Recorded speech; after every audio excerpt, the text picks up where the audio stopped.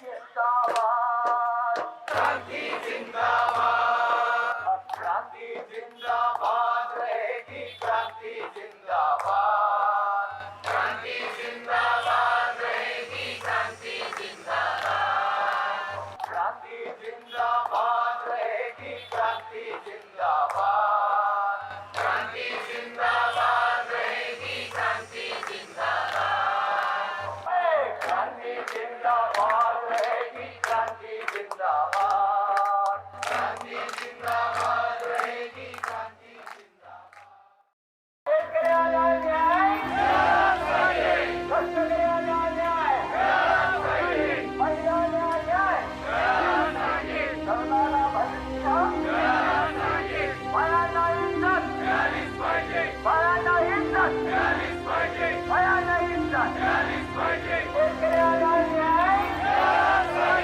कष्टकऱ्याला न्याय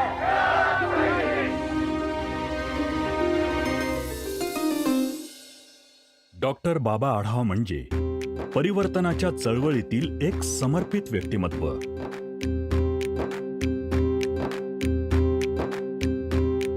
कष्टकऱ्यांच्या हक्कांसाठी बाबांनी अनेक संघटना उभारल्या. शोषित समूहांना बाबांनी अत्यंत कष्टपूर्वक संघटित केलं. गरीब आणि वंचित जनतेच्या हक्कासाठी बाबांनी अहोरात्र धडपड केलीये. हा प्रवास अत्यंत कठीण आणि अनेक आव्हानांनी भरलेला होता.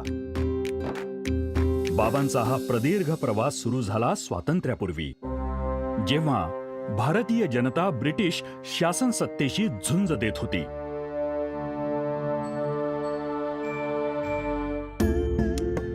बाबांनी अगदी कोवळ्या वयात स्वातंत्र्य लढ्यात सहभाग नोंदवला.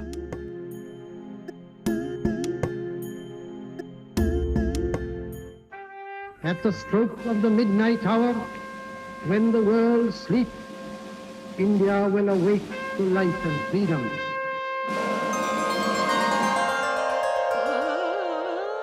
प्रदीर्घ संघर्षानंतर स्वातंत्र्य मिळालं. स्वराज्याचं स्वप्न साकार झालं. पण सुराज्य आलं का?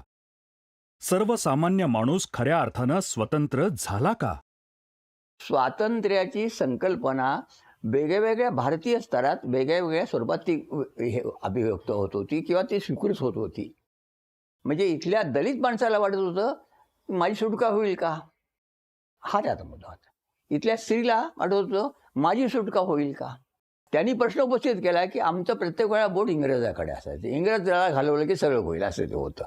भारतातल्या स्वातंत्र्य चळवळीत भाग घेत असताना सुद्धा तळागाळातल्या माणसांना त्याची अनुभूती येण्यासाठी जे काही व्हायला हवंय ते अगदी क्लिअर होत नव्हतं. ते स्वातंत्र्यानं आपल्याला काय दिलं, हा प्रश्न विचारणारी एक पिढी त्या काळात उभी राहू लागली होती.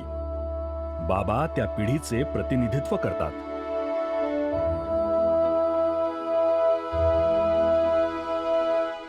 बाबांचा जन्म 1 जून 1930 साली पुण्यात झाला. त्यांचे वडील व्यापारी होते. पुण्यातील कस्तुरे चौकात त्यांची पेढी होती. पण जागतिक मंदीत नुकसान झालं. नंतर काही काळातच वडिलांचं निधन झालं. त्यावेळी बाबा अवघे 6 महिन्यांचे होते. वैधव्यानंतर बाबांच्या आईनं मोठ्या धैर्यानं कुटुंबाचा गाडा खेचला. बाबांचं बालपण त्यांच्या आजोळी झेंडे कुटुंबात गेलं. विठ्ठल सखाराम झेंडे हे बाबांचे आजोबा. सत्यशोधक ब्राह्मणेतर चळवळीचे ते सक्रिय कार्यकर्ते होते. त्यांचा प्रभाव बाबांवर पडला. बाबा महात्मा फुल्यांचा वारसा पुढे नेणारे सत्यशोधक बनले. कर्मविपाकाच्या सिद्धांताला फुल्यांनी ते आव्हान दिलं जबरदस्त आणि माणसाला उभं करायचा प्रयत्न केला की इथे त्यावेळेला प्रचार असा होता की सत्य म्हणजे काय, ते वास्तविकतेने सत्य नाही तर ब्रह्मसत्य आहे असं मानण्याचं होतं. ब्रह्मसत्यम जगन मिथ्या. जग दिसतं हे सगळं खोटं आहे, ब्रह्मसत्य आहे वेगळं आहे. ही जी भूमिका होती यात समाज इतका सापडलेला होता तेव्हा फुल्यांनी ह्याला ब्रह्मघोटाळा म्हटलं. हा जो ब्रह्मघोटाळा आहे, तुमचे जे ब्रह्म कुठे कल्पित ब्रह्म जे आहे कुठं, त्यांनी म्हणतात तुमचं एक कल्पित ब्रह्म आहे ते कुठे म्हणून त्यांनी एक टवाळीयुक्त हे केलं. परंतु हल्ला बरोबर त्यांनी केला. हे बया पहाटे जाग पारी अग कुणी नव्यानं गाण गातो, नव्यानं गाण गातो, अन धक्काचा वडीला देतो ग माझे माई, धक्काचा वडीला देतो ग माझे माई, धक्काचा वडीला देतो ग माझे माई. बाबांचा सत्यशोधक प्रवास सुरू झाला होता.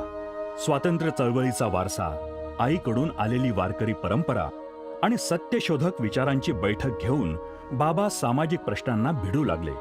भारतीय समाजातले प्रश्न आणि स्वातंत्र्याची चळवळ, भारतीय स्वातंत्र्य प्रश्न, आमचं आलेलं सरकार, त्या सरकारच्या बद्दलच्या आमच्या सगळ्या भावना विचाराव्यात. तिथं मला सारखं वाटत होतं की तुम्हाला चळवळीशिवाय पर्याय नाही. चळवळ करायची असेल तर प्रश्नांची मांडणी नीट केली पाहिजे.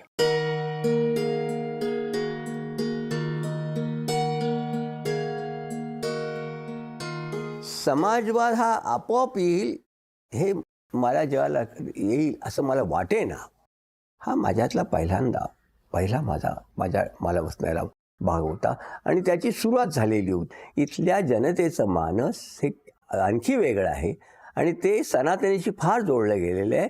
त्या सनातनीच्या विरुद्ध तुम्ही झुंज घेतल्याशिवाय इथल्या जातीपाती व्यवस्थेच्या विरोधातल्या, इथल्या स्त्री पुरुष मतभेदल्या विरोधातल्या किंवा इथल्या संपत्तीच्या अधिकाराबद्दल लोकांना काही अधिकार असले पाहिजे याच्यापर्यंत सगळीकडे. आणि त्याला उत्तर माझ्याकडून असं माझं मन देत होतं की आम्हाला पर्याय द्यावा लागेल. बाबांनी आयुर्वेद महाविद्यालयातून मिश्र वैद्यकशास्त्राची पदविका मिळवली. ते डॉक्टर झाले. 53 साली प्रथम नानापेठेत आणि नंतर हडपसरला त्यांनी दवाखाना सुरू केला. रुग्णांचा प्रतिसाद मिळू लागला. 52-53 साली मी डॉक्टर झालो. आता हा प्रश्न होताच की डॉक्टर झाल्यानंतर सरकारी नोकरी धावत होती. त्याच्या अगोदर मी कॉर्पोरेशनमध्ये 3 नोकरी केली. 3 आठवडे मी नोकरी केली आहे वसुली विभागात केली. पण मी लगेच सोडून दिली. मी व्यवसाय सुरू केला. व्यवसाय सुरू करताना व्यवसाय सगळेजण सुरू करत होते, पण तो हडपसरला जेव्हा दवाखाना सुरू केलेला आहे तेव्हा असं लक्षात येतं आपण काही केवळ बाटल्या भरून इंजेक्शन द्यायचं हे चाललंय का, हे कुठून आलं. तर त्या समाजाच्या अंतरंगात शिरल्यानंतर लक्षात आलं की केवळ ताप थंडी नाही, ताप थंडी खोकला नाही, हगवण नाही, तर ही माणसांचं शोषण कसं झालं आहे.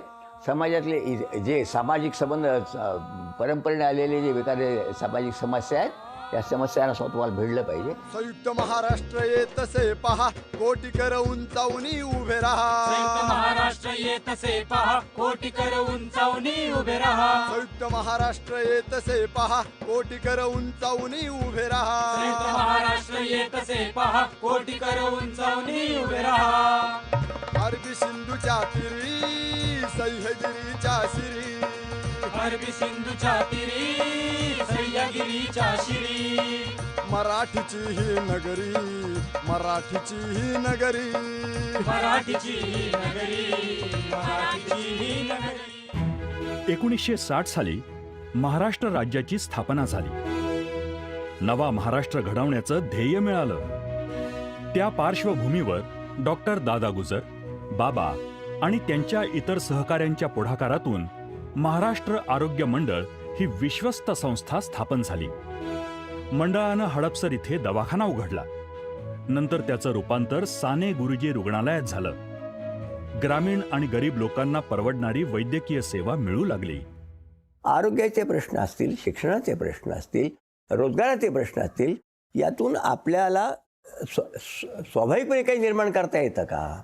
खाजगी प्रॅक्टिस करण्यापेक्षा सुद्धा सामुदायिक आपल्याला रुग्णालय निर्माण करता आलं, लोकांच्या सहकार्यातून उभं करता आलं तर ते करावं. सत्यशोधक वृत्तीचे बाबा वैद्यकीय सेवा देता देता रुग्णांचे सामाजिक प्रश्नही हाताळू लागले होते. आजाराला नव्हे तर आजाराच्या मुळाला भिडायचं ही त्यांची सत्यशोधक वृत्ती हळूहळू त्यांना वैद्यकीय व्यवसायातून सेवानिवृत्तीकडे घेऊन गेली आणि बाबा सामाजिक कार्यात पूर्ण वेळ सक्रिय झाले. 70 सालात मला लक्षात आलं की जे आपण करतोय लोकांशी संवाद होत नाहीये. पुस्तकापेक्षा सुद्धा जग इथलं वेगळं आहे. आणि एक प्रकारचं असं की नुसत्या लिहून काय होणार आहे, लोकांशी बोललं पाहिजे ना जरा, संपर्क. कुठं बोलणार? लोकसभेची निवडणूक 2 वेळा लढवली, एकाच मतदारसंघातून, खेड मतदारसंघातून. आणि मग माझ्या लक्षात आलं की शोषणाची जी स्थिती आहे, ही शोषणाची स्थिती केवळ आर्थिक, केवळ जमिनीची मालकी अशी नाही आहे, तर लोक मानसिकताच अशी गमतीदार आहे इथे की जो तो असं समजतो की आपल्या कर्मात जे काय असेल ते आपल्या ह्याच्यात येईल वगैरे. आणि जेव्हा हे करायला लागलो तेव्हा माझ्या लक्षात आलं की फुले हाच माणूस असा दिसतोय मला, की हा माणूस पुढे गेला ह्याच्या सगळ्या. महात्मा फुल्यांच्या विचारांची कास धरून बाबा चालू लागले. उपेक्षित आणि शोषित जनसमूह त्यांचे कार्यक्षेत्र बनले. महात्मा फुले, महात्मा गांधी, डॉक्टर बाबासाहेब आंबेडकर, डॉक्टर राम मनोहर लोहिया, पेरियार रामस्वामी नायकर हे त्यांचे प्रेरणास्तंभ ठरले. तुरुंग, फावडे आणि मतपेटी ही त्यांची साधने बनली. लोकशाही, समाजवाद आणि विज्ञाननिष्ठ समाजाची प्रस्थापना हे त्यांच्या आयुष्याचं ध्येय बनलं. आज खरा संघर्ष सांस्कृतिक हा आहे की तुम्ही जे संविधान मान्य केलं आणि त्या संविधानामध्ये जी जीवन मूल्य म्हणून मान्य केलीत, ते स्वातंत्र्य, समता, बंधुता, लोकशाही, धर्मनिरपेक्षता, समाजवाद, ही जी काही मूल्य तुम्ही मान्य केली, हे मान्य करून सुद्धा त्याचा अंमल नाहीये. स्वातंत्र्य मिळालं, पण सुराज्य कुठे? हा प्रश्न बाबांना स्वस्थ बसू देत नव्हता. 62 आणि 67 साली बाबा पुणे महानगरपालिकेत नगरसेवक म्हणून निवडून गेले. नंतरच्या काळात त्यांनी लोकसभेची निवडणूकही लढवली. संसदीय राजकारणातून व्यक्तिगत उत्कर्ष साधण्याची महत्वाकांक्षा बाबांनी कधी बाळगली नाही. नवा समाज घडवण्यासाठी संघर्ष आणि रचनात्मक कार्य हाच योग्य मार्ग असल्याचं त्यांच्या लक्षात आलं होतं. अज्ञान असलेला संबंध ह्या समाजात विज्ञान जाणार कसं खालपर्यंत? जे शिक्षण आम्ही सुरू केलं त्या विज्ञानामध्ये हा संस्कार आम्ही घातला नाही, त्याची चिकित्सा पण केली नाही. कारण शेवटी कुठलाही समाज पुढे केव्हा जातो? त्याची चिंतनशीलता, घटनांची चिकित्सा करण्याची त्याची वृत्ती आणि त्या संबंध वैचारिक जडणघडणीमध्ये जनसामान्यांच्या आवाजाला मिळणारी दाद, या सगळ्याच गोष्टी याव्या लागतात. तेव्हा ते फुल्यांनी केलेलं आहे. त्यांनी जनसामान्यांना सांगितलेलं आहे की तू केवळ कर्माला हात लावू नकोस, तू ह्या समाजातला घटक आहेस, तुला विचार करायची ताकद दिली आणि तू विचार कर आणि तुझ्या विचाराची देण यात तू दे हे त्यांनी आता सगळं स्पष्ट केलं. नुसतं मतदान नाही दिलं, मत आता बाबासाहेब मतापर्यंत गेलेत, पण आता मत नव्हे, केवळ मतदान की नव्हे तर विचारांचं सुद्धा आदान प्रदान त्यांनी केलं पाहिजे, त्यात भाग घेतला पाहिजे आणि समाजाच्या जडणघडणीला आकार दिला पाहिजे. तो पुरुषार्थ सामुदायिक असला पाहिजे, व्यक्तीचा नको. जग बदल घालूनी घाव सांगून गेले मला भीमराव. जग बदल घालूनी घाव सांगून गेले मला भीमराव. जग बदल घालूनी घाव सांगून गेले मला भीमराव. बाबांनी निवडणुकीच्या राजकारणातून स्वेच्छानिवृत्ती घेतली. त्यांनी स्वतःला पूर्ण वेळ सामाजिक परिवर्तनाच्या चळवळीत वाहून घेतलं. या पुढचा काळ अत्यंत घडामोडींचा होता. सत्याग्रह, आंदोलन, तुरुंगवास हा जीवनक्रम आता बनला होता. 52 साली अन्नधान्य भाववाढ विरोधी सत्याग्रहात त्यांना 3 आठवड्याची शिक्षा झाली. 55 साली गोवा मुक्ती आंदोलनात बाबांनी भाग घेतला. संयुक्त महाराष्ट्राच्या आंदोलनात तर बाबा अग्रभागी होते. 1955 ते 71 या काळात SM जोशी, नाग गोरे, भाई वैद्य यांच्या समवेत त्यांनी विविध आंदोलनं केली. अस्पृश्यांना पाण्याचा हक्क मिळावा यासाठी बाबांनी 72 साली एक गाव एक पाणवठा हा उपक्रम सुरू केला. त्यातून पुढे 74 साली विषमता निर्मूलन शिबिर सुरू झालं. बाबा सातत्यानं विविध सामाजिक प्रश्नांवर लढत राहिले. त्यांनी मराठवाडा विद्यापीठ नामांतर आंदोलनाला पाठिंबा दिला आणि त्यासाठी लॉंग मार्च काढला. 74 साली बाबांनी देवदासी प्रश्नाला हात घातला आणि आंदोलन सुरू केलं. कर्नाटकामध्ये सौंदतीची देवी जी आहे, यल्लमा देवी, या देवीला तिच्या 3 वेळा वर्षातून यात्रा भरतात. ते एका पुनवेला तिथून ही प्रथा मोडण्यासाठी सत्याग्रह करण्याचा निर्णय आम्ही केला. यल्लमाच्या डोंगरावर सत्याग्रही जथा तयार करून आम्ही गेलो आणि घोषणा केली, बिडब्याडू अप्पा बिडब्याडू रे, देवरगी मक्कळ बिडब्याडू रे, देव मुलं मागत नाही, देवाला मुलं वाहू नका, असे एक आवाहन करणारा बोर्ड तयार करून आम्ही डोंगर चढलो. पोलिसांची याला बंदी होती. आम्ही डोंगर चढायला लागलो सत्याग्रही, आणि त्यांनी तिकडे असं झालं की ज्या मुली व्हायला आणल्या होत्या त्या मुली तो जग तिकडे टाकून आमच्या बोटच्या सामील आहे. जिथे जिथे विषमता, अन्याय, तिथे तिथे बाबा लढायला ठामपणे उभे राहिले. 77 साली बाबांनी आळंदी इथे असंच एक अभिनव आंदोलन केलं होतं. जेव्हा कळलं की यात स्पृश्य दिंड्या आणि अस्पृश्य दिंड्यांच्या मध्ये हे करतात, भेदाभेद करतात, हे आम्हाला दलित अस्पृश्य म्हणून अजामेळा, सोखामेळा, रोहिदास दिंडीतला तो कार्यकर्ता होता गायकवाड म्हणून, तो म्हणाला आम्हाला वेगळं ठेवतात. कसं? तर आमच्या 4 दिंड्या सर्वात पुढं, मागं त्यांची मानाची घोडी, आणि त्या मानाच्या घोड्याच्या मागे बाकीच्या सगळ्या दिंड्या मानकऱ्यांच्या, आणि मग त्याच्या मागे ज्ञानेश्वराची पालखी. तर ही अस्पृश्यता आहे आणि हिचा नायनाट झालाच पाहिजे. या भूमिकेसाठी सत्याग्रह करावा. त्या आळंदीच्या ज्ञानेश्वराच्या दारामध्ये ताटी ओढा ज्ञानेश्वराची ती मुक्ताबाईचा जो अभंग आहे, अरे काय आहे, मुक्ताबाईच्या भाषेत मग आम्हाला सांगत होते की ज्ञानेश्वरा ताटी ओढा, आम्हाला आमच्या पालख्या जरा ती अस्पृश्यता जरा घालवा ना. आर्त भिंतिया पाषाणी, भिंतिया पाषाणी, भिंतिया पाषाणी, रंगल्या रक्ताच्या द्वेषानी, रक्ताच्या द्वेषाने, रक्ताच्या द्वेषाने, कसग बाई जातीचा युकिला, धर्माचा युकिला, कसगबाई जातीचा युकिला, धर्माचा युकिला. सामाजिक विषमतेला भिडत असतानाच बाबांच्या राजकीय भूमिका सुद्धा स्पष्ट आणि ठाम होत्या. त्यांनी आणीबाणीला विरोध केला. त्यांना मिसा कायद्याखाली अटक झाली. 14 महिने येरवड्याला कारावासात राहावं लागलं. बाबांनी जनतेची बांधिलकी मानली, सर्वसामान्य कष्टकऱ्यांशी नाळ जोडली. मला त्या तळागाळातल्या मासेसविषयी एक त्यांच्याविषयी माझं काय होतं मला माहिती आहे, पण मला असं वाटायचं ही माझी माणसं आहेत. विद्वानांच्या मध्ये रमण्यापेक्षा सुद्धा मला खूप कधी त्या लोकांच्यात ती भेटली आणि ती बोलायला लागली. त्यांची भाषा, म्हणजे मी ती भाषा शिकलो आहे, मला त्या भाषेत बोलणं आवडतं. म्हणजे मग त्यांनी विचारलं, सहज विचारलं, बाबा जी हाक येते ती अशी असते की आपल्या घरचा माणूस कोणतरी बोलतोय.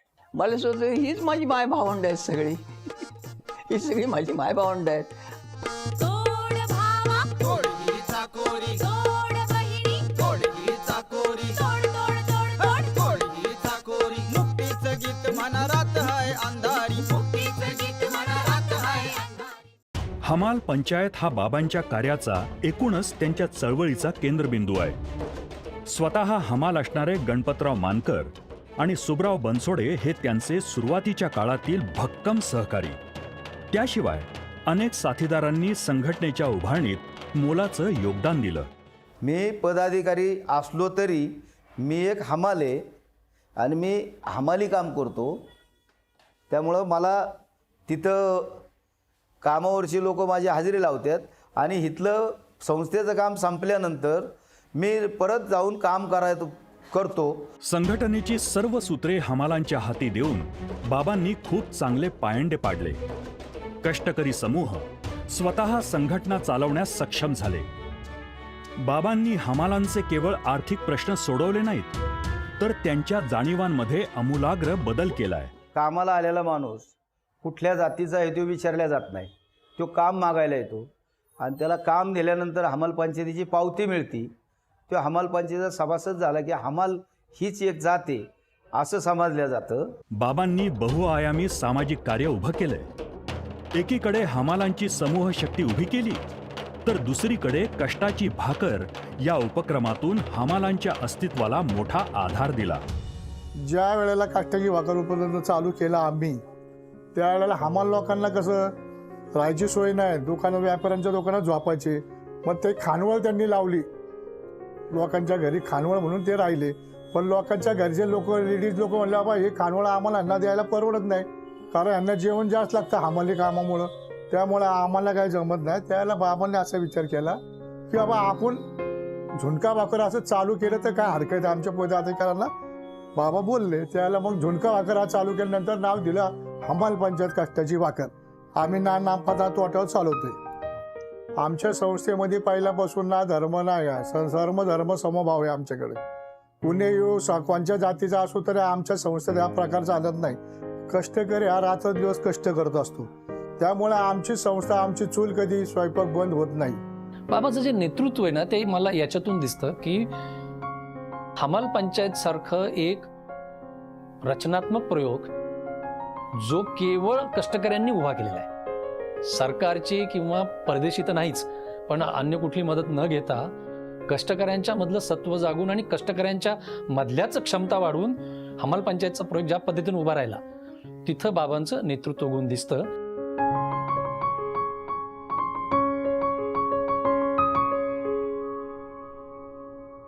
आमचे हमाल ज्यावेळेस इथं हमालाला पत नव्हती आणि कर्ज लोकांकडनं जाय आणायला याच्याने आण, 10% 5% आण, त्या हिशोबाने मग काय केलं आहे की ही पतसंस्था चालू केली.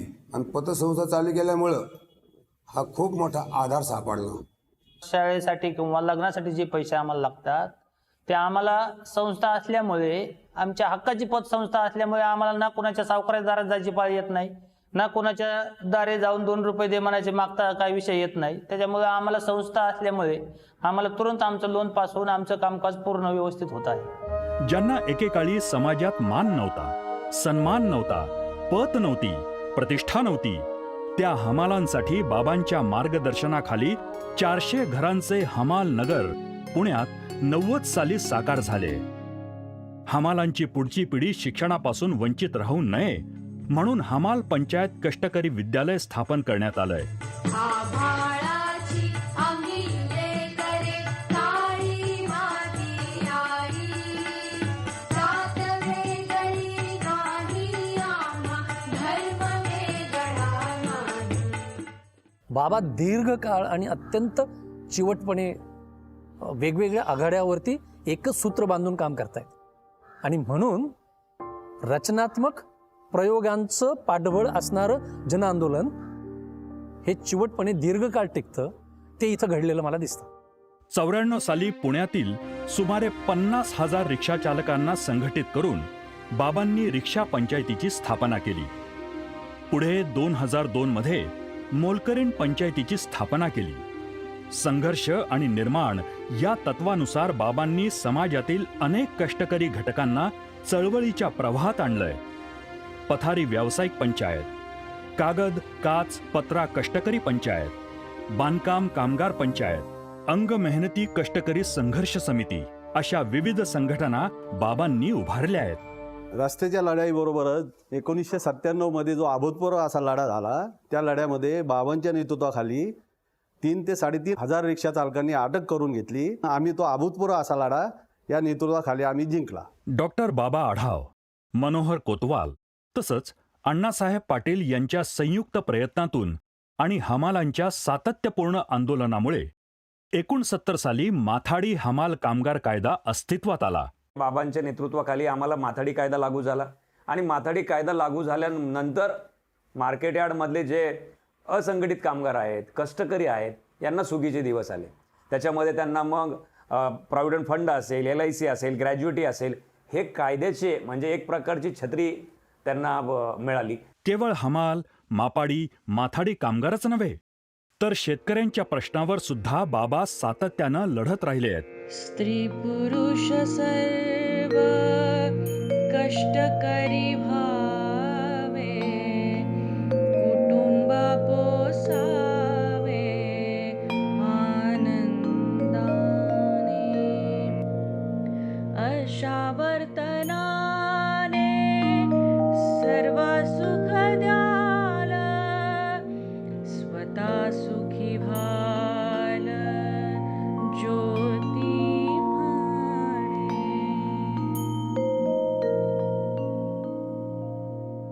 शहराच्या स्वच्छतेला आणि पर्यावरणाच्या रक्षणाला हातभार लावतात कचरा वेचक.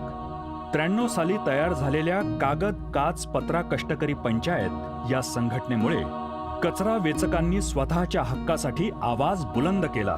सुरुवातीपासून आतापर्यंत बाबा मार्गदर्शक म्हणून राहिलेले आहेत. कुठलाही प्रश्न असेल म्हणजे कचरा वेचकांना एकत्र कसं आणायचं, आता लढा पुढे कसं न्यायचं, महानगरपालिकेबरोबर काय भूमिका घ्यायला पाहिजे, केंद्र सरकारबरोबर काय भूमिका घ्यायला पाहिजे, काही कचरा वेचक ऐकायला तयार नाही आहेत.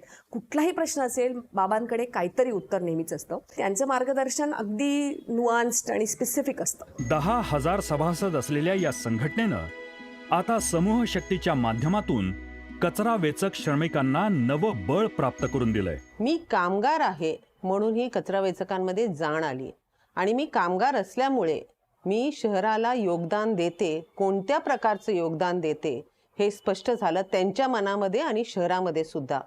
आणि त्याच्यानंतर त्यांना म्हणजे हे अधोरेखित करावंसं वाटलं त्यांना की मी जे काम करते त्याच्यामुळे मला मान सन्मानाने लोकांनी जगवलं पाहिजे. या देशाच्या बायांना या बहिणींना सांगाया जायचं हायच, एकी करुणानं लढा पुकारून यो तुरुंग फोडायचा हाय ग, एकी करुणानं लढा पुकारून यो तुरुंग फोडायचा हाय ग, एकी करुणानं लढा पुकारून यो तुरुंग फोडायचा हाय ग. संघटनेमुळे फक्त आर्थिक बदलच नाही झाले आणि सामाजिक जे बदल झाले तेही तितकेच महत्त्वाचे आहेत. की संघटनेने ठरवलं की आंतरजातीय आंतरधर्मीय विवाहांना प्रोत्साहन द्यावं आणि त्याकरिता सामुदायिक विवाहाची संकल्पना पुढे आणली. कचरा वेचकांची मुलं आज इंजिनिअरिंग पूर्ण करून सॉफ्टवेअर कंपनीमध्ये काम करतायत, काही जर्नलिस्ट म्हणून काम करतायत, काही फिल्म मेकर म्हणून काम करतायत. तर असे अनेक व्यवसायांमध्ये कचरा वेचकांची मुलं गेलेली आहेत. बाबा के काम का ढांचा ने हमें बहुत कुछ सिखाया, मगर बाबा आढव ने अपने व्यक्तित्व से भी बहुत कुछ सिखाया. तो सिखाए क्या सिखाए? एक तो उन्होंने ये सिखाया कि उम्र और काम के बीच में कोई रिश्ता नहीं होता है, काम करना है तो करना ही है. बाबांनी एकूण सत्यशोधकाची भूमिका वेगवेगळ्या क्षेत्रांमध्ये राबवली. ती महात्मा फुल्यांच्या, शाहू महाराजांच्या प्रेरणेने, आणि बाबांनी गांधी आणि आंबेडकरांना सुद्धा मानलंय. महात्मा फुल्यांचा विचार बाबांनी पुरेपूर आत्मसात केलाय. फुले यांच्या पुरंदर तालुक्यातील खानवडी या गावी 1971 साली त्यांनी महात्मा फुले समता प्रतिष्ठानची स्थापना केली. फुले 1890 साली गेले आणि फुल्यांचं चरित्र 1927 साली पहिल्यांदा प्रसिद्ध झालेलं आहे समग्र, पंढरनाथ पाटलांनी केलेले. 37 वर्ष लागलेली. आता या मधल्या काळात काय झालं, खूप वारं होऊन गेलेले आहे. ब्राह्मण बामणेतर चळवळ सुरू झालेली आहे. जसं जसं राजकीय सत्तेचं स्थिती लोकांना दिसायला लागलंय तसतसे मग जे तडजोड आणि कॉम्प्रोमाइज सुरू झाले आहेत त्या कॉम्प्रोमाइजच्या ह्याच्यामध्ये हा मूळ क्रांतीचा जो धारा आहे धाराच विसरून गेला. आता नव्याने जेव्हा परिवर्तनाचा मोर्चाची बांधणी तुम्हाला करायची आहे, पूर्ण झाली असं माझं मत नाही आहे, परंतु ती बांधणी करण्याचा ज्यांचा दावा ते करतायत त्यांना मला सांगायचं आहे तुम्हाला सत्यशोधक चळवळीचा वसाच घ्यावा लागेल. करू पहिलं नमन ज्योतिबाला, जनश्री मुक्तीला जन्म दिला, जनश्री मुक्तीला जन्म दिला, जनश्री मुक्तीला जन्म दिला. कष्टकऱ्यांच्या न्याय हक्कांच्या लढ्यासोबतच बाबांनी विचारांची पेरणी आणि प्रबोधनाचं काम अखंडपणे चालू ठेवलंय. महात्मा फुले समता प्रतिष्ठानचं जे मूळ काम आहे ते कष्टकरी वर्गाचं प्रबोधन करण्याचं देखील काम आहे आणि त्याचाच एक भाग म्हणून महात्मा फुले समता प्रतिष्ठान ग्रंथालय आणि वाचनालय यांचं देखील या ठिकाणी काम मोठ्या प्रमाणात चालतं. आमच्याकडची जी ग्रंथसंपदा आहे ती जवळजवळ 15,000 ते 16,000 पुस्तकं या ठिकाणी आहेत आणि ह्या वयाचा सगळं संदर्भ ग्रंथांचा वापर आमचे कार्यकर्ते इथं येऊन त्याचं ते पुस्तकं घेऊन जात असतात. त्याच्यावर विचारमंथन होतं, चर्चा होतात, बैठका होतात आणि ह्या पुस्तकांचा वापर पुणे युनिव्हर्सिटीतील जे PhD करणारे प्राध्यापक आहे ते देखील एक संदर्भ पुस्तक म्हणून वापरत असतात. डॉक्टर बाबा आढावांचं काम अंगमेहनती कष्टकरी वर्गामध्ये जरी असलं तरी त्या वर्गाने फक्त त्यांचा आर्थिक फायदा त्यांना मिळवून देणं हे त्या संघटनेचं उद्दिष्ट नाही. तर जे हमाल असतील, कष्टकरी वर्ग असेल, मोलकरणी असतील, कागदकाजपत्रा गोळा करणाऱ्या आमच्या महिला असतील, त्यांचं एक प्रबोधन झालं पाहिजे. त्या दृष्टीने फुले आंबेडकर व्याख्यानमालाचं नियोजन हे महात्मा फुले समता प्रतिष्ठानच्या मार्फत त्या ठिकाणी केलं जातं. महात्मा फुले समता प्रतिष्ठानच्या वतीनं 74 साली पुरोगामी सत्यशोधक या त्रैमासिकाच्या प्रथम अंकाचं प्रकाशन झालं. गेली 35 वर्ष पुरोगामी सत्यशोधक अखंडपणे प्रकाशित होतोय. बाबांनी सातत्यानं विविध सामाजिक आंदोलनात भाग घेतलाय. असगर अली इंजिनियर यांनी सुरू केलेल्या बोहरा समुदायाच्या सामाजिक सुधारणा चळवळीला बाबांनी पाठिंबा दिला. या चळवळीचे पुण्यातील कार्यकर्ते ताहेरभाई पूनावाला यांना बाबांनी भरभक्कम साथ दिली. मुस्लिम समाजात प्रबोधनाचं काम करणाऱ्या हमीद दलवाई आणि त्यांच्या सहकाऱ्यांसोबत बाबा नेहमीच ठामपणे उभे राहिले. बाबांनी विषमतेविरुद्ध सातत्यानं संघर्ष केलाय. जयपूर न्यायालयासमोर असलेला मनूचा पुतळा हटवण्यासाठी त्यांनी 2000 साली आंदोलन केलं. नंतर महाड ते जयपूर अशी पदयात्रा काढली होती. विज्ञानाच्या प्रगतीने फुले जे मांडत राहिले त्याला पुढे आधार मिळत गेलेला आहे. फुले ज्या म्हणतात ती जातीव्यवस्था थोतांड आहे. आता ते सिद्धच झालेलं आहे. आमचे जे मूळ अधिकार आहेत माणूस म्हणून ते आम्हाला परत मिळाले पाहिजेत. त्याला बंधनं स्वाभाविक आहेत. मूळ अधिकार म्हणजे कोणते? मी माणूस आहे, मला डोळे आहेत, मला विचार आहेत, मला विचार शय आहेत. हे तुम्ही मान्य का करत नाही? तुम्ही असं का म्हणता की तू विचार करायचा नाही, तुला तू हक्क नाही, असं तुम्ही कसं म्हणता? ते ऐकणार नाही मी. हे तर एक जागतिक चॅलेंज आहे की दुनियेतली सर्वात मोठी मतदार असलेली लोकशाही ज्या देशात आहे त्या देशात विषमता नांतर येते. हे अतिशय विसंगत आहे. ते आव्हान भारताला स्वीकारावं लागेल. त्या म्हणून फुल्यांना आता झाकता येणार नाही. तुम्ही किती दडपून ठेवलं नाही, ते तुम्हाला फुले म्हणून बाजूला जातील. पण तो सत्यशोधक विचार आहे, जो समतेचा विचार आहे, जो माणसाच्या स्वतःच्या अस्मितेचा स्वतःचा त्याचा हुंकार आहे त्याचा, तो तो तो मला नाही गाडता येणार. ज्योतिबानं पहिला दिवा लावला, करू पहिलं नमन ज्योतिबाला, करू पहिलं नमन ज्योतिबाला, करू पहिलं नमन ज्योतिबाला, करू पहिलं नमन ज्योतिबाला, करू पहिलं. सामाजिक चळवळीत काम करणाऱ्या कार्यकर्त्यांना बळ देणारा सामाजिक कृतज्ञता निधी हा एक उपक्रम. बाबांचा यात महत्वाचा सहभाग राहिलाय. कार्यकर्त्यांच्यासाठीची एक सपोर्ट सिस्टीम म्हणून सामाजिक कृतज्ञता निधीची संकल्पना मांडली गेली आणि करायचं ठरलं. आणि एक अभिनव असा एक प्रयोग उभा राहिला. हा अनोखा प्रयोग देशातला एकमेव आहे की कार्यकर्त्यांच्यासाठीची सपोर्ट सिस्टीम. बाबांची चळवळ शांततामय आणि अहिंसात्मक आहे. सत्याग्रहामुळे एक गोष्ट घडते, व्यापक जनतेचं लक्ष वेधलं जातं तुरुंगात असल्यामुळे आणि नैतिक पाठिंबा मिळतो त्या समाजात. त्याला एक नैतिकता येते. दुसरं असं आहे, हिंसाचार करावा लागत नाही. हा महत्त्वाचा मुद्दा आहे. आणि नंतर कार्यकर्त्यांना सुद्धा तुरुंगाची वारी केल्यामुळे त्याचं स्वतःचं त्याचं बळ वाढतं. सत्याग्रहाचा लढा लढविता, सत्याग्रहाचा लढा लढविता, जाल जरी तुम्ही तुरुंगात, त्या तुरुंगाची मुळी न करावी चिंता हृदयात, त्या तुरुंगाची मुळी न करावी चिंता हृदयात. बाबांचं जे कसं आहे की एक ध्यासपर्वच म्हटलं पाहिजे. आता हमालांचा संप झाला समजा, तर त्यांना जेवण जायचं नाही. म्हणजे इतकं ते ह्याच्यामध्ये त्यांनी झोकून स्वतःला दिलं आहे की स्वतःच्या विषयी ते कधीही स्वतःचं चिंता करत नाहीत. आणि मीही राष्ट्रसेवा दलात होते, त्यामुळं माझ्यावरही संस्कार ते झालेले होते. बाबांनी जे कार्य त्यांचं निर्माण केलं आणि त्याच्यात त्यांनी स्वतःला झोकून दिलं, त्याचं मला अतिशय महत्त्व वाटलं खूप. आणि त्याला मदत करणं, त्याला आपलं सहकार्य देणं, जोड देणं हे मी महत्त्वाचं समजले. माणसा इथे मी तुझे गीत गावे, असे गीत गावे तुझे हित व्हावे. असे तुझे माझे नाते जडावे. तुझे दुःख सारे गळूनी पडावे.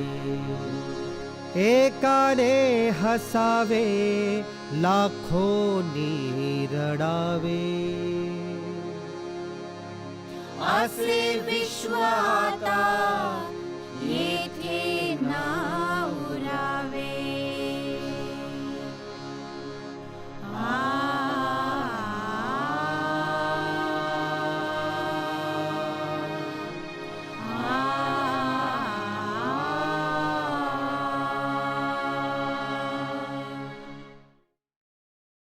बाबांचं आणखीन एक रूप आहे संशोधक, लेखक आणि प्रकाशकाचं. संघाची ढोंगबाजी, संघापासून सावध, एक गाव एक पाणवठा ही त्यांची पुस्तके प्रसिद्ध आहेत. महात्मा फुले समग्र वाङ्मयात त्यांनी महत्वाची भर घातली आहे. महात्मा फुले यांच्या सहकाऱ्यांनी निवेदन केलेल्या ज्योतिराव फुले यांच्या आठवणी आम्ही पाहिलेले फुले या पुस्तकात बाबांनी प्रकाशित केले आहेत. महात्मा फुले यांचे मृत्यूपत्र बाबांमुळे प्रकाशात आलं. सत्य सर्वांचे आदी घर, सर्व धर्मांचे माहेर. सत्य आहे ज्याचे मूळ, करी धूर्तांची बाराळ. बळ सत्याचे पाहुनी, बहुरूपी जळे मनी. सत्यमेव जयते, कष्टकरी एकजुटीचा. असंघटित अंग मेहनती कष्टकऱ्यांचा लढा, धरण आणि प्रकल्पग्रस्तांचा लढा. बाबांच्या या दोन प्रदीर्घ लढ्यांचा देशपातळीवरील कष्टकऱ्यांच्या चळवळीवर दूरगामी प्रभाव पडलाय. बाबांच्या विविध लढ्यांनी अनेक विजय मिळवलेत. 1976 साली देशात प्रथमच महाराष्ट्रात पुनर्वसनाचा कायदा झाला. आधी पुनर्वसन मग धरण ही महत्वाची मागणी मान्य झाली. मोलकरीण पंचायत आणि विविध संघटनांनी सातत्यानं केलेल्या प्रदीर्घ आंदोलनामुळे महाराष्ट्र सरकारनं सुमारे 20 लाख कष्टकऱ्यांसाठी घर कामगार कल्याणकारी मंडळ हे विधेयक मंजूर केलंय.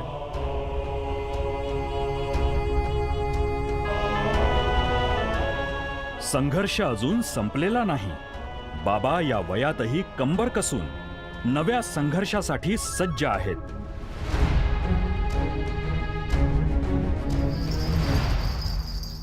बाबा कष्टकऱ्यांच्या भाषेत बोलतात. समान मत समान पद. स्वातंत्र्याचं झालं काय? आमच्यापर्यंत आलंच नाही. मत मिळालं, पद कुठाय? खासदाराला पेन्शन, आम्हाला टेन्शन, चालणार नाही. बाबांनी स्वतः रचलेल्या या घोषणांमधून कष्टकऱ्यांच्या भावना किती सहजपणे व्यक्त झालेल्या आहेत. मी स्वतःला सत्यशोधक मानतो. आमच्या लोकशाही समाजवादी चळवळीत विशेषतः मी आग्रहाने सांगत असतो की मी सत्यशोधक समाजवादी आहे. मला असं वाटतं जो प्रवास झालाय तो एकट्याने नाही केलेला. एकटा मी आहे, सत्याग्रही म्हणलं की तो एकटाच असं पुढे येतो असं नाही. याच्यामध्ये समुदायाबरोबर ती माझी वाटचाल झाली आणि समुदायाला विद्रोहासाठी तयार करता आलं. तुकाराम महाराजांचा एक साधा अभंग आहे. तो अभंग इथे मुद्दाम मी उद्धृत करतो. लिहिली अक्षरे नव्हती केवळ बुद्धीची उत्तरे, नाही केली आटी काही मानदंबासाठी. कोणी भाग्यवंत तया कळेल उचित, तुका म्हणे झरा आहे मुळीचाची खरा. सत्याग्रहामध्ये एक विद्रोह आहे. अंतःकरण सत्स्वत्व बुद्धीला स्मरून केलेला विद्रोह आहे.